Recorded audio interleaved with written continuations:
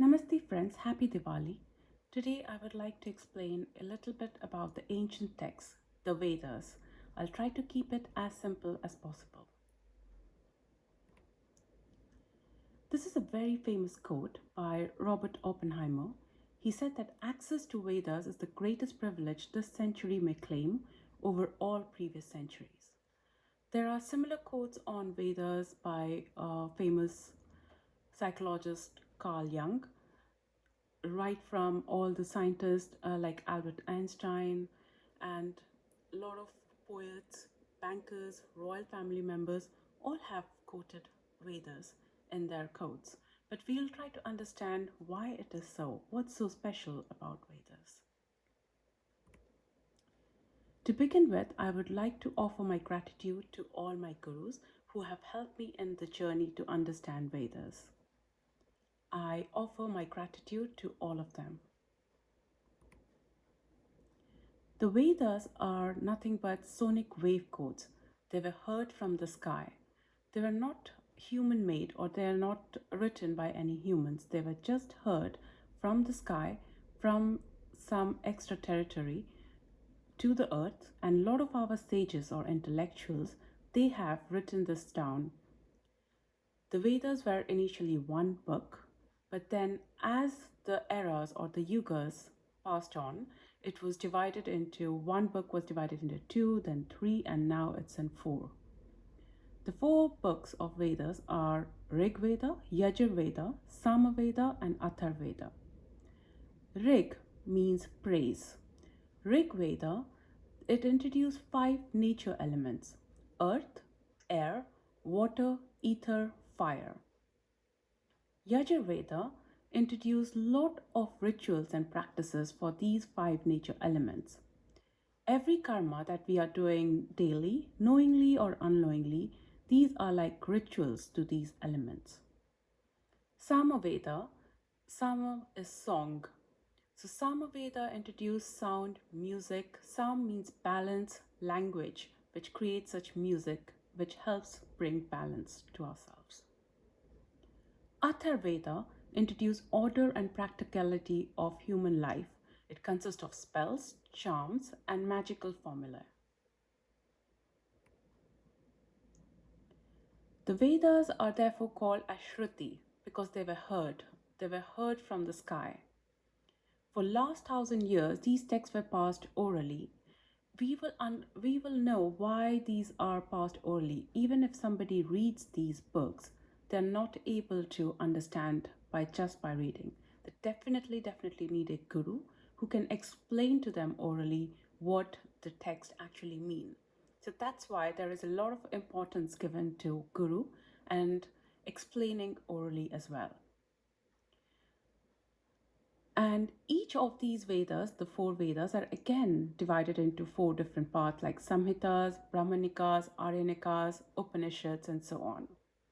So it's all about these 5 natural elements like fire, earth, air, water, and ether, and balance amongst all these 5 natural elements within us and within the nature.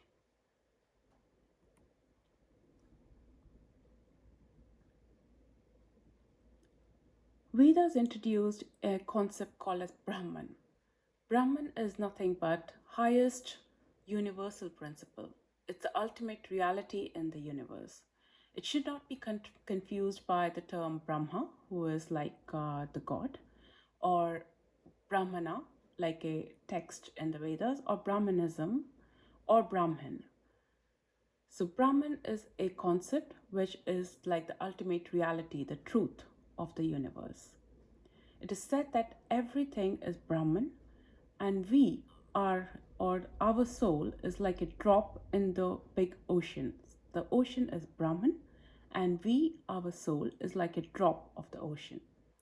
Although the drop and the entire ocean, the properties of the water is similar, like both the drop and the ocean are salty, the water, the physical properties, everything is similar. But then one is like the infinite, the vast ocean, and the drop is like Anu. It's the small part of the entirety. Here comes the concept of microcosm and macrocosm. So everything in the universe is just like a mirror. It's macrocosm, like the entire Brahman, the entire ocean, and microcosm, all the Jivatmas like us, all the entities. So we are made as an image of God. Like we are exactly same as God, but then we are Anu. We are the smaller entity, and then the entire ocean is considered as Brahman. God in Vedas is generator, operator, and destructor. Generator God is Brahma, who generates the entire universe. Operator God is Vishnu, who makes sure like everything follows Rita, or Rita comes from the word Ritu, which is the natural cosmic order, the seasons. There are a lot of rituals. The word ritual also comes from Ritu. Vishnu makes sure like the entire earth, all the humans are living properly. So he is like the operating system or operator of all the humans. And he takes avatars so that everything is maintained in proper law and order. The Ritu, the multiversal cosmic laws. The third one is the destructor, the Shiva. Shiva is known to be destructor of anything that is false. He makes sure only truth exists, and anything that is false, he destroys that. Why do we pray destruction as well? It's like, for example, just think that somebody wants to forget their a very abusive ex or anything. To forget that you or move on in life, you have to destroy the bad or the bad memories that you have. So in that way, the destruction is also very important in our healing process. So God is generator, operator, and destructor. That is like the trinity that Vedas have introduced.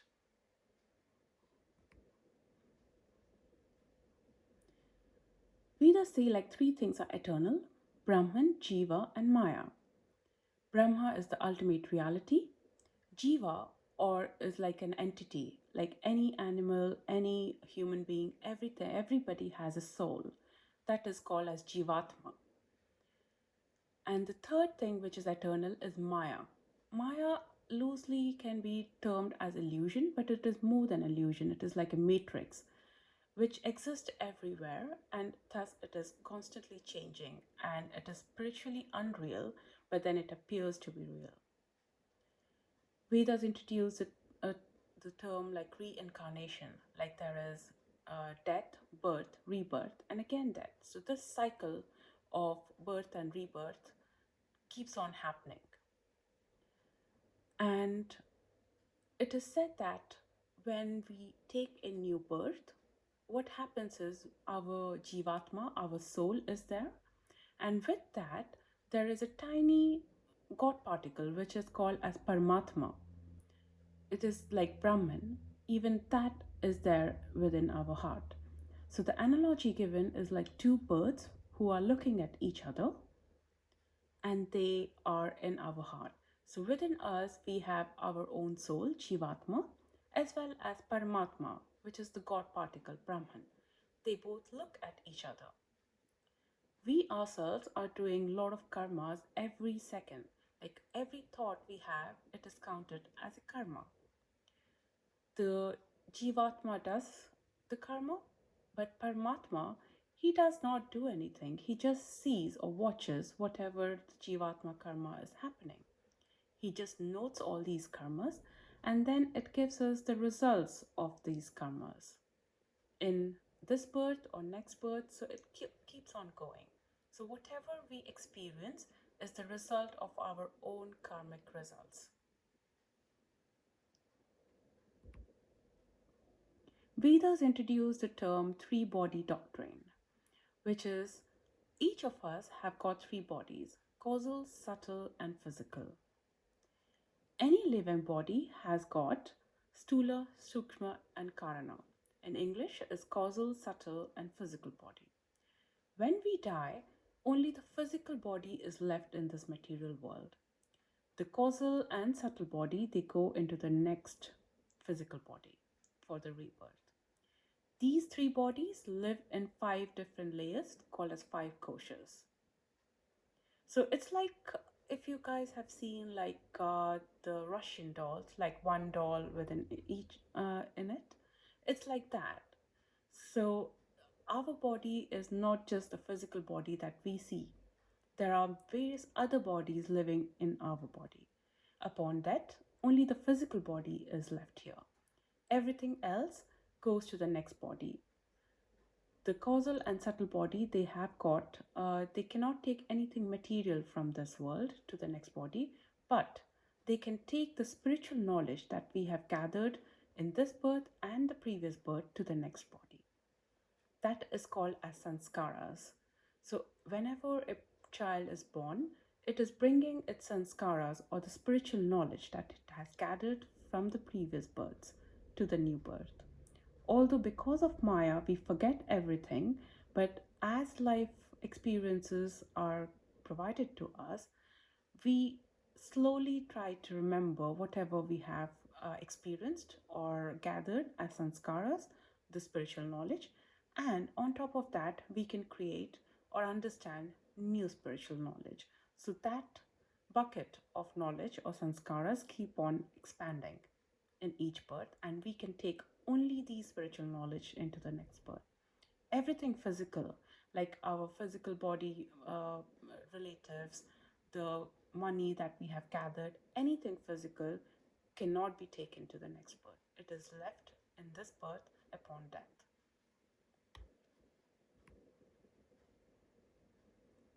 Vedas introduced the term karma and rebirth. We have 3 types of karmas. The entire, like if we have infinite lifetimes, whatever in the past infinite birth we have gathered as karmas, it's called as sanchita karma. That is like the full entirety of all the karmic results that we can experience. A subset of sanchita karma is called as prarabdha karma. So it is like just a tiny or subset part of the entire infinite sanchita karma results. So in this birth, in a new birth, or whenever we take a new body and come to this world, we experience the prarabdha karma. On top of that, we can also perform new karmic results, which is called as agami and kriyaman karma. Kriyaman is like whatever we are doing as of now, like in the present moment. Agami karma is the future karma that we are yet to perform. So these two are like our free will. Our free will can never be, predicted. It is free, like we are free to do and free to choose our new karmas. However, the prarabdha karma results we definitely have to experience. No one can change our prarabdha karma because it has already happened in the past, and we have to experience that prarabdha karma results. So what happens is like this causal body that we were talking about in the previous slide. This is active in our deep sleep state. The subtle body is active in our dreaming state. Physical body is like when we are awakened and we perform we think about anything that forms the karma. It is physical body. It's like it's active in the active or awakened state. So deep sleep, dream, and awakened body is causal, subtle, and physical body. So in the dreaming state or the subtle is where the prarabdha karma resides. The causal body carries all the sanchita karma. The physical body is where we experience the prarabdha karma results, as well as we have the free will to perform new karmas, the kriyaman and agami karma.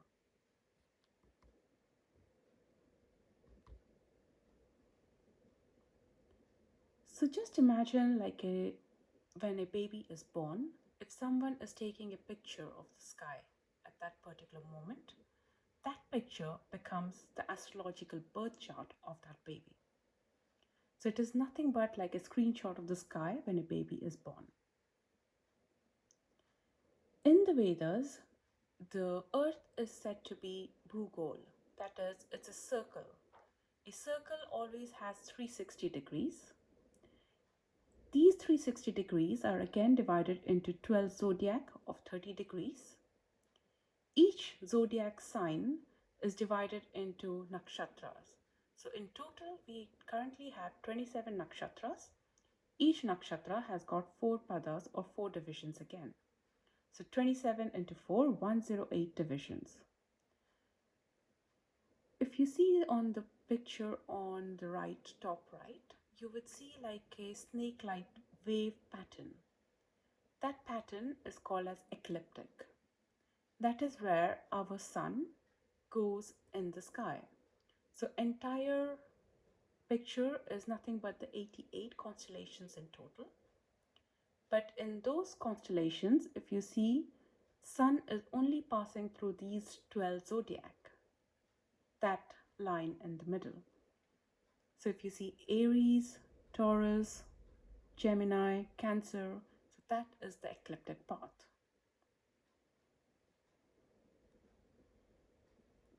On the picture to the left, if you see, that is like a Sri Yantra. Sri Yantra is like a 3D of the entire cosmos. So in Sri Yantra, there are 15 steps. It is said that the moon passes through each step each day, and then it waxes and wanes. So 15 down and 15 up, and then there is a full moon and there is a new moon as well. Full moon is a day when the sun and the moon in the sky are exactly opposite to each other and they are looking at each other. New moon is when both sun and moon are together. They are said to be conjunct. So that is the new moon day. In Vedas, a month is calculated from one new moon to the next new moon.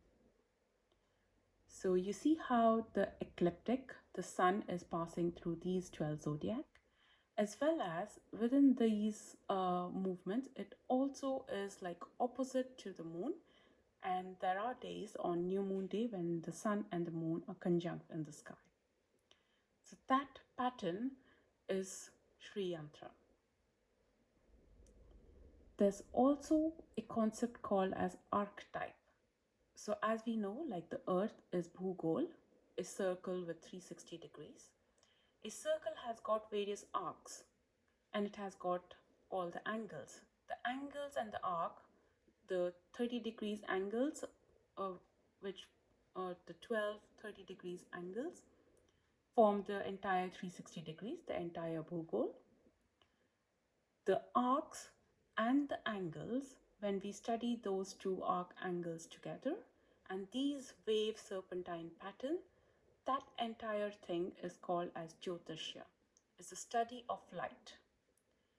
All these grahas or planets in English, grahas are, or the planets, they only capture the prarabdha karmic results. They have grahan shakti, that means they have the capturing power. It is said that Jyotishya is like the eye of the Veda. So you need alternative perception to understand Vedas. And when one understands Jyotish, it gives them higher perception to understand Vedas.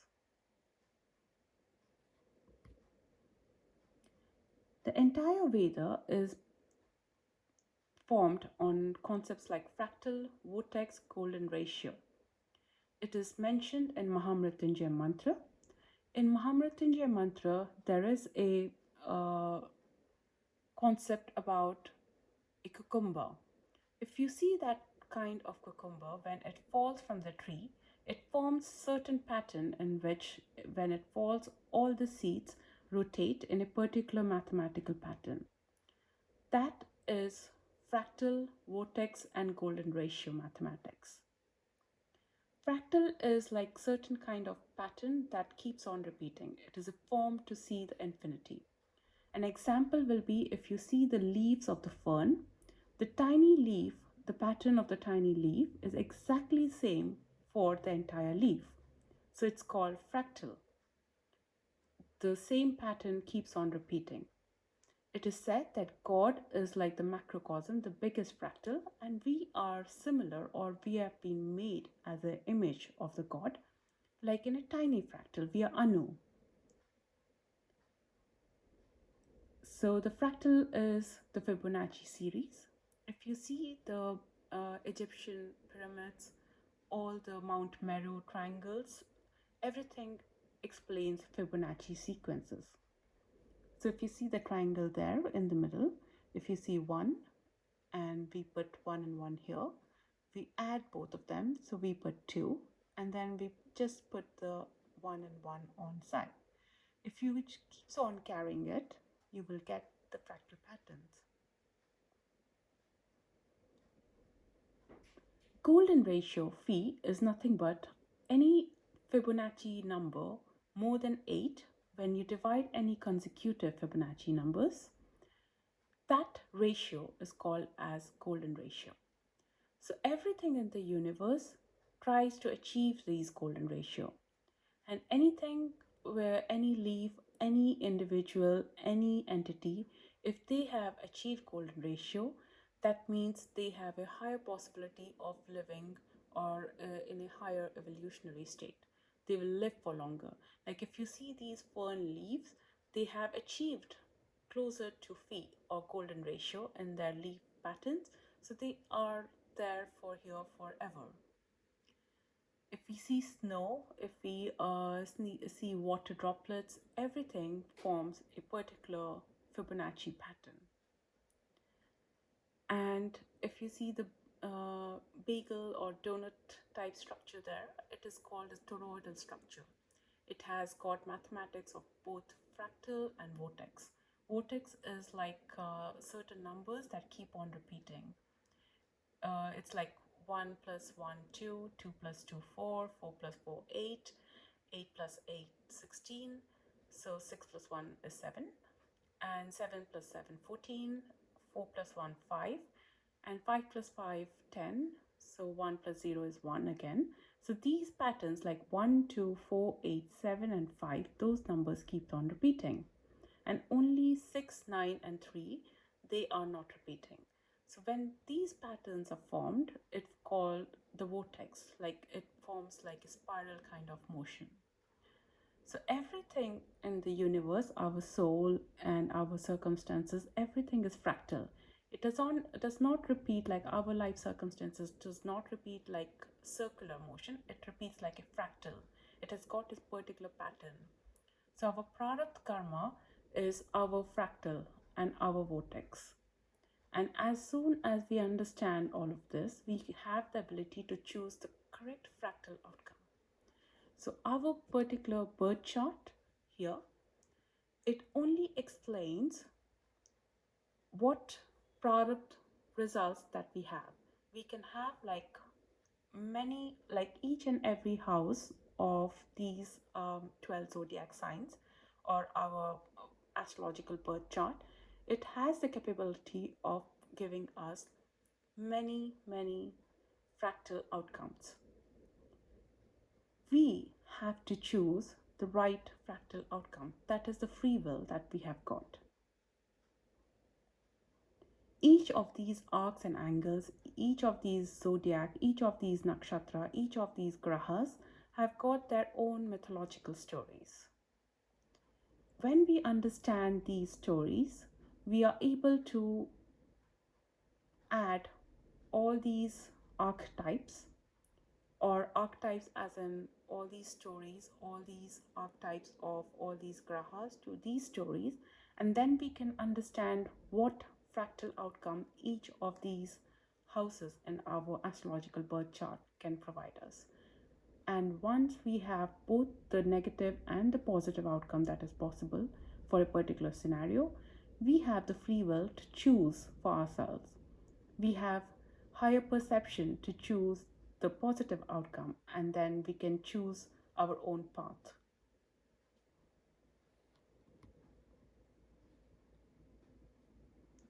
So Brahman is like the first fractal pattern, and we are made in the pattern of Brahman. So it's called like the cornerstone. Cornerstone is nothing but, if you see the pyramids up there, the topmost layer of the pyramid is exact pattern of the full pyramid. So the topmost cornerstone is the first fractal pattern of the entire pyramid. So Brahman is the first fractal pattern in which we have been formed. It is just that we have free will, so we are choosing our karmas in various lifetime, and that's why we have to experience these karmic results. And once all these karmas have been fulfilled, we can merge back to Brahman.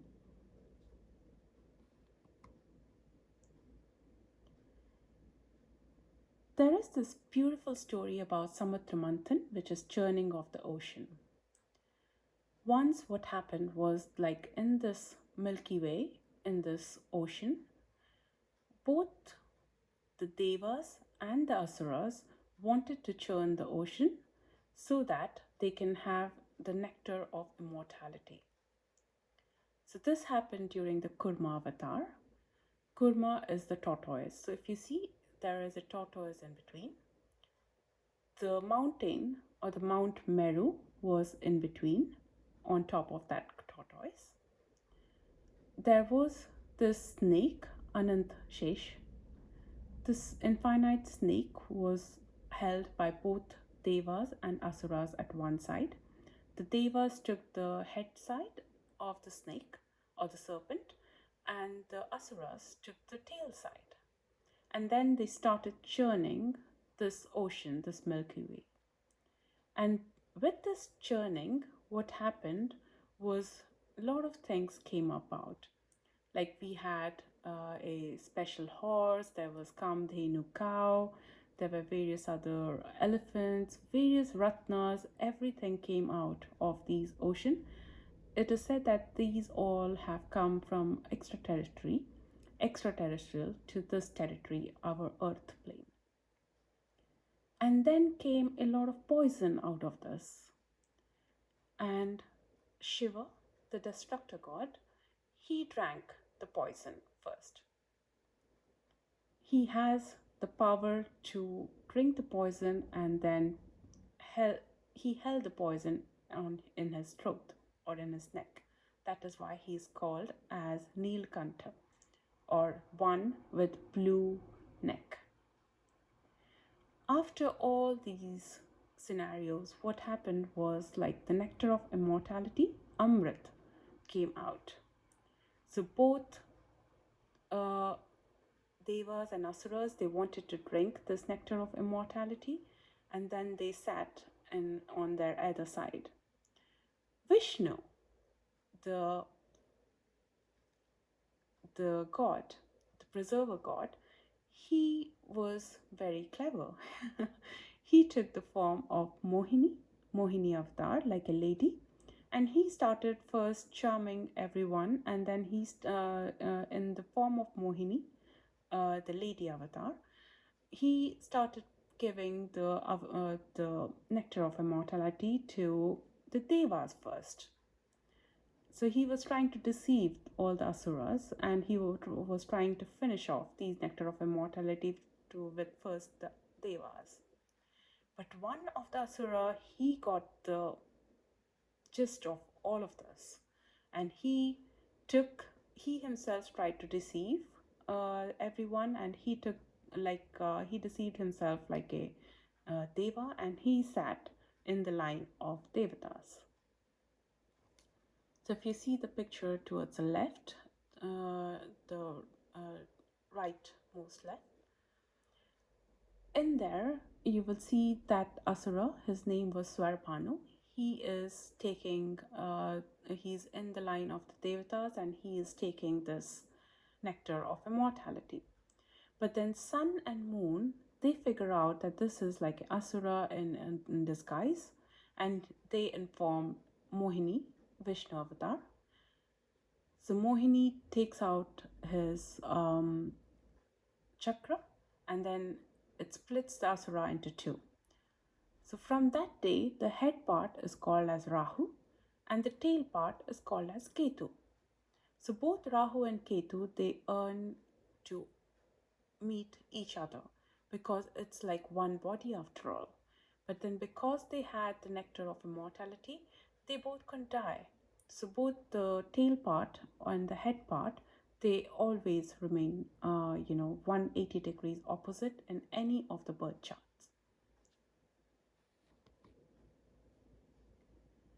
So this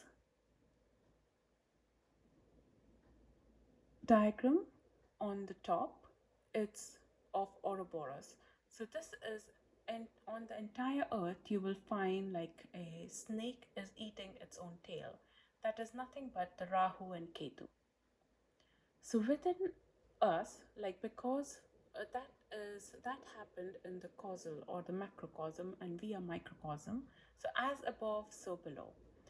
In our body, we have Rahu and Ketu. So there is both lunar and solar channels or nadis, Ida Nadi and Pingala Nadi. They both intersect in the middle, and these intersections are called as chakra or the wheels. So there are 7 important wheels that we have, and these nadis are Rahu and Ketu. So these 7 chakra plus the 2 left and the right solar and lunar nadis, the serpents, are nothing but 9 grahas. The 9 grahas that we have, like Mars, Saturn, Jupiter, Mercury, Rahu and Ketu, Sun and Moon. So all of these 9 grahas are there within us. Vedas say that each and every human is unique. So these chakras and these placements are nothing but the placements in the sky when we were born. So our birth chart is unique to us. And our pattern, our life pattern is unique to us. No one else can live our life but ourselves. All these chakras have to be unblocked because they have been blocked by our previous past birth sanskaras. Like the first chakra is blocked by fear, the second chakra was blocked by guilt, third chakra by shame, fourth chakra by grief, fifth chakra by lies, sixth chakra by illusion, and seventh chakra by earthly attachments. We have to let go of all these, you know, emotions, and we have to unblock each and every chakra. Once we unblock all these things, what happens is we are neither thinking about our past or nor we are thinking about our future. So we are not worried about our past karmas or past scenarios, and we are not anxious about our future as much as we should be, and we are living in the present moment. There is a lot of energy in the present moment. And when we are active in our present moment and when we are in the now, the Sushumna Nadi gets activated. That is when a person is said to be enlightened or evolved. What happens next is like the Kundalini energy, which is a sleeping coiled energy in the base. It gets activated and it starts moving up. That energy is very, very important because it helps us awaken, and then it gives us free will to either go up or down. We can evolve or devolve as well. But what does that mean? Let's try to understand. Before we understand that, I will try to explain this gentleman, Sir John Woodruff. He was like a lawyer in British India in Calcutta in the 1800s. So what happened was there was a very interesting scenario that he experienced. He was in the court, and whenever he was fighting a case, he couldn't think. His entire mind was jumbled. He couldn't think, he couldn't speak. But then when he was outside the court, everything seemed all right. So he started to inquire himself and others, what is happening with him? And then he found out that the opposition, They had employed a pundit who was doing few things to him, and that's how he could forget or not even able to talk in the courtroom. So he got hold of that Panditji, and then instead of being angry with him, he started to understand how he could do without any device. How could he has so much ability to, mend with his entire thought process, even by being so far away. And the Panditji explained him about all these chakras, the naris, and then this gentleman, John Woodruff, he wrote a very beautiful book called as The Serpent Power, The Secrets of Tantric and Shaktic Yoga. So this is a very good book. I would recommend, if you guys have some time, please read it. So the entire concept is about Kundalini. Kundalini is nothing but our soul, our Jivatma, its energy. So our soul has its own energy, and it is as powerful as Brahman, or the Brahman energy, the universal truth, ultimate reality is truth. So we can, this Kundalini is called as a serpentine energy. It is inside the base of our spine, and it is called as sleeping, coiled or snake serpentine energy. Once it is awakened, what happens is we are living in the now, or we are not thinking about our past, or we are not thinking about our future. We are in the present moment. That is what is called as meditation. Medi is middle. Meditation, being in the now is called meditation, and it activates the Sushumna Nadi. That is the entire concept about mindfulness. Mindfulness is nothing but we are always thinking about the present moment, because that's where the entire energy is. So once this Kundalini, which is the electromagnetic energy, it is activated, what happens is like the toroidal energy pattern around us, which is nothing but the donut type energy that forms like a lot of vortex, um, Fibonacci sequence, golden ratio around us. That kind of energy is activated around us. So it's a toroidal energy pattern. The toroid is formed by four fixed signs, which is Taurus, Leo, Scorpio, and Aquarius. And once these Kundalini is activated, it goes up, and that subtle energy is nothing but it appears as if it's emerald green. So every deity or Kundalini is associated with a Shakti, which is like a feminine side of the energy. So Shakti is all the goddesses who are associated with Kundalini energy.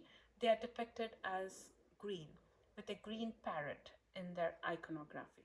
So you would find all these Kamaksha, Minakshi Devi, and the Kamadev, everyone would be with a green parrot. And we find this same concept in tarot as well. Tarot is nothing but Torah, or the toroidal field, which is like this donut type energy, and it is made up of four fixed signs. So in this wheel of fortune card, you would find Taurus, Leo, Scorpio, and Aquarius in all the four sides, and the toroidal pattern is rotating. So rotate, toroidal, Torah, they are all from this concept of Kundalini. So everything around our earth, our universe, we ourselves, as above, so below, all of us are forming this toroidal energy pattern. That toroidal energy pattern is nothing but Soma, or the Sri Yantra. It is Fibonacci, it is vortex, it has got golden ratio in it. So golden ratio is nothing but the two different, the division of more than 8 Fibonacci numbers. If we divide that, and the higher we go, we get the perfect golden ratio. So once all these chakra, the 7 chakras are activated. That is, we are unblocking each of these chakra and they're active, and we are in the present moment. What happens is all these chakras, they get lit up in the rainbow colors, like violet, indigo, blue, green, yellow, orange, and red. Once all these are lit, everything is in balance. That is, we are neither in the past nor in the future, we are in the present moment. We are set to have achieved golden ratio phi.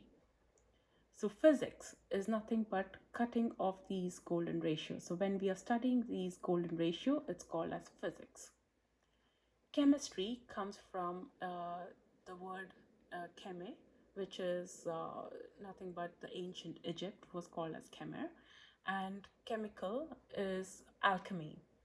So when we study all these chakras, nadis, and how all these external substances are affecting these chakras and nadi, that is chemistry. When we are studying about phi or the physics or the golden ratio, it's physics. So that's how all of these are linked. And when we are studying the patterns or the sacred geometry, that involves a lot of mathematics. So physics, chemistry, and mathematics are all linked. They are all, we should be studying all of these as an entirety and not individually. Only when we look everything as a whole, we can understand everything better, and there won't be any misunderstanding or fighting between each other, each subject. So we have to understand everything as a whole. So Ved is nothing but it's waves. It's studying everything as a whole. As above, so below, and everyone and everything is connected.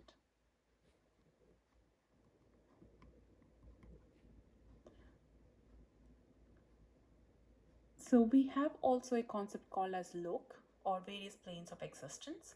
So our universe, the current universe that we live in, is a 4-dimensional universe. It is called as Brahmanda. Brahma is like the generator god, and Anda is like an egg. So this universe is in a shape of a big egg. That egg is nothing but like the Shivalinga. So there are various loka or plane of existence. The middle portion is the Bhuloka or Bhugol, where we are at the moment. So the earth is in the middle of this egg. If you cut the egg in half, the middle portion is nothing but the earth. There are 6 more lokas above us: Satyaloka, Tapaloka, Janaloka, and so on, on top of us. And there are lokas below us as well, like Patala, for example. It's the underground, the underworld. So there are worlds above us, the worlds below us, and its entire all the lokas are put into Brahmanda. When a person is awakened or enlightened, that is, all the chakras are active, the Ida and Pingla are active, and then the Sushumna is activated. That is when we are in the present moment. What happens is the middle channel, the Sushumna, that energy is equal to the energy in between. So if you see that red line in between the Brahmanda, the universe, that divine light is same as we have in our own body, in the Sushumna. So we can then go up or down. So evolution is nothing but going to the upper loka. Devolution is going to the lower lokas. So one has to be extremely careful once the Kundalini is activated, via either knowingly or unknowingly, because then we have the power to both evolve and devolve, and it's better to evolve because that's the ultimate goal. Because the higher lokas we go, the amount of happiness and energy that we experience is more. So there is another pattern, like if you see on the left, it is the churning of the ocean, the Samudra Manthan. We see like the tortoise, which is nothing but the Fibonacci sequence. The Mount Meru on top of the tortoise, it's Fibonacci sequence, fractal, and vortex. And the eternity is the Ouroboros, the snake, which is eating its own tail. The head part is Rahu, which is like the obsessiveness about the future. The tail part is Ketu, which is a person's or our own obsession from the past. So both past and the future, it needs to merge into the present moment, and only then we can find our own balance when we are in the present. So for when we are active, or when we are enlightened, we generate a substance called as soma within us. We do not have to depend on an external substance or eat anything external to create this soma. We can generate it ourselves when we are have knowledge about Vedas, and we are in the present moment. We can generate soma. Agni is that divine light. After we become enlightened, that divine light can take us or evolve us. So that is Agni. When Soma and Agni are combined together, it becomes matter. Soma is associated with Vishnu, Agni is associated with Shiva, and matter is associated with Brahma. So generator, operator, and destructor. Soma is called as mana, or the archetype is Man. Man is mind, and moon is said to be Deva Bhojana, which is associated with Soma. So Deva Bhojana, as is it's a god like to eat Soma as food. Agni is light. Jyotishya is nothing but study of Jyoti or light. So when we understand Soma and Agni together, we can understand matter or ourselves, our body, our physical, reality of the entire universe. We can understand everything with this knowledge. So just to recap everything, we have got karma, which is sanchit karma, karma of all our previous birth. We have prarabdha karma, which we definitely have to experience. We have agami karma and kriyaman karma, which is our free will. We have 3 types of bodies and 5 different koshas, 5 layers. 3 bodies are subtle, causal, and physical. We have our mind, which is again the bigger concept is called as antakarna, which is buddhi, chitta, ahamkara, and manas. So ahankara is nothing but the link between the middle and the higher mind. It is the reincarnating part of our mind. So whatever sanskar that we are bringing to current birth is from our previous birth. We can improve our spiritual knowledge in this particular birth, which will help us in our journey. And the ultimate goal is to merge back to the main ocean or Brahman. So we have got 7 chakras which can be unblocked. Blocking is called as black magic, unblocking is white magic. So that's the only difference, but the concept is same. Once we understand the 7 chakras, once we understand the lunar and the solar nadis, and when we are in the present, we are enlightened. So in a higher concept, or in the causal concept, the solar channel and the lunar channel, the left and the right, is associated with Shiva and Shakti, Shiv and Parvati. It is said that when Shiv and Parvati, they merge together, that is when our Sushumna, or the middle channel, gets activated and we are enlightened. So so whatever we see in the sky is there within us, as above, so below. And the entire concept or mathematics behind it is nothing but fractal, Fibonacci, golden ratio, and V. Namaste. Thank you for understanding.